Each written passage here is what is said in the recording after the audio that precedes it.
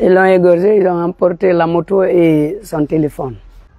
Ils m'ont dit, ah, c'est des bandits qui l'ont attaqué nuitamment, ils l'ont égorgé dans sa chambre.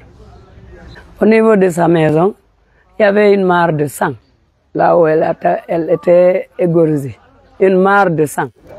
Je suis Madame Rabiatou Diallo, la grande sœur de la défunte, ma jeune sœur, Maïmouna Diallo.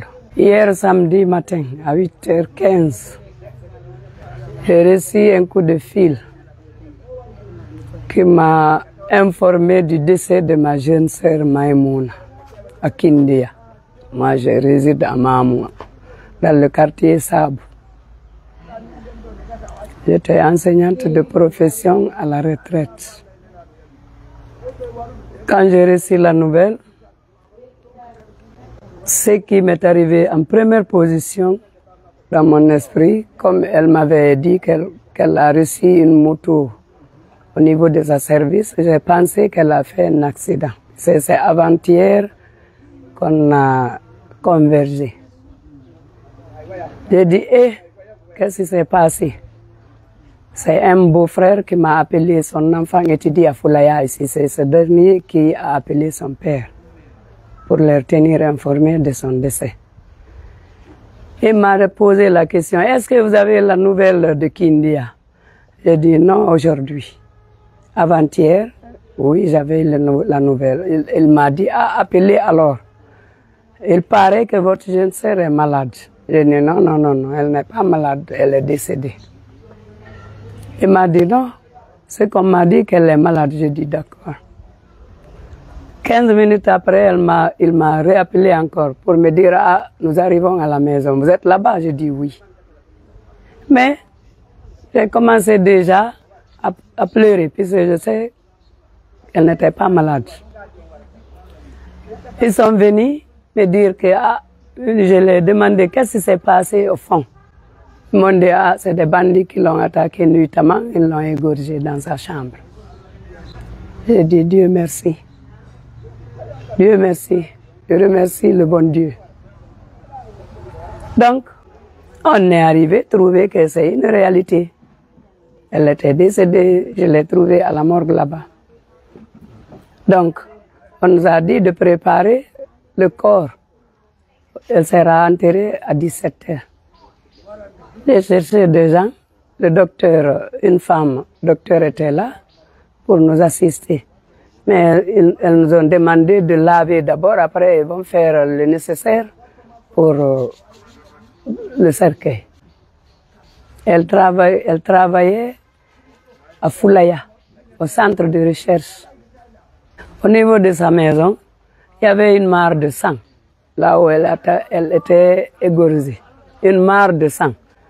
Et la sécurité nous a défendu de toucher. C'est ce matin-là qu'ils nous ont ordonné de laver. Les gens ont lavé ça tout de suite. Sinon, c'était une mare de sang. J'ai vu les traces au niveau de son cou. Ça a été bandé par des compresses et des bandes. Ils ont laissé la carte grise et les 2 clés de secours. C'est la nuit, avec la sécurité, on a fouillé un peu, on a retrouvé ça. Donc, la sécurité a pris la photo. La carte grise est là avec les 2 clés de secours. Voilà, maintenant... et la casque. Ils étaient venus, c'est avant-hier nuit qu'ils ont fait le 3e jour, leur 3e jour ici. Les 2 assassins, d'après ce qu'on m'a expliqué, il y avait une jeune femme léonaise et un jeune garçon léonais qui avaient débarqué auprès d'elle ici. Tout en la priant, la saluant et la priant, de le garder ici, ils étaient délogés. Ils vont continuer à chercher le logement. Comme elle a pitié de tout le monde, elle a dit d'accord. Elle a dit d'accord.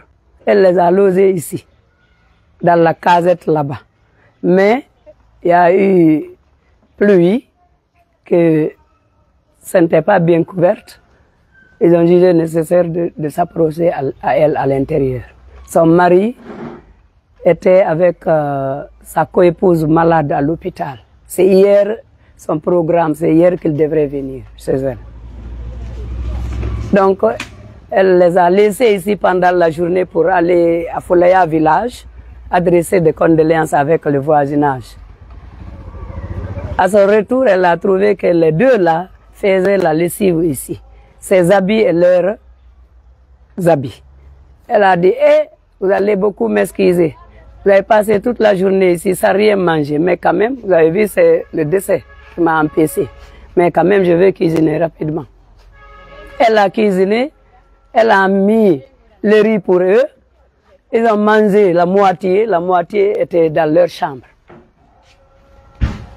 On a trouvé le riz là-bas. C'est ce matin qu'on a sorti ça. Ils l'ont égorgé. Ils ont emporté la moto et son téléphone. Nous lançons un appel solennel d'une assistance afin que les auteurs de ces crimes crapuleux soient vraiment retrouvés. Et nous prions le Tout-Puissant Allah de l'accueillir dans son paradis éternel.